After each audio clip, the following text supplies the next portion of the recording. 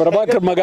ನಾನು ಪ್ರಭಾಕರ್ ಸ್ವಲ್ಪ ಮೈಯಿಂದ ಚಾಮರಾಜನಗರಕ್ಕೆ ಪಾಪ ಭಾಳ ಭಾಷಣ ಮಾಡ್ತಾ ಹೇಳ್ದ, ಇಡೀ ಕರ್ನಾಟಕದಲ್ಲಿ ಒಬ್ಬರೇ ಒಬ್ಬರು ವಾಟಾಳ್ ನಾಗರಾಜ್ ನಮ್ಮ ನಾಯಕರು ಎದ್ದು ಓಡಾಡ್ಬಿಟ್ಟ ಪಾಪ.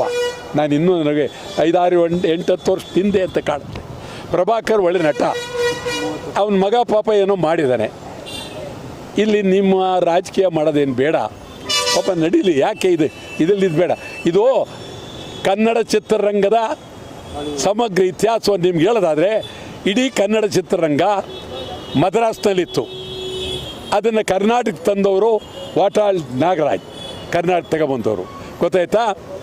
ಕಂಠೀರವ ರಣಧೀರ ಕಂಠೀರವ ಚಿತ್ರ ರಾಜ್ಕುಮಾರ್ ಅವ್ರದ್ದು. ಆ ಚಿತ್ರಕ್ಕೆ ಥಿಯೇಟ್ರ್ ಕೊಡಿಸ್ತವ್ನು ನಾನು.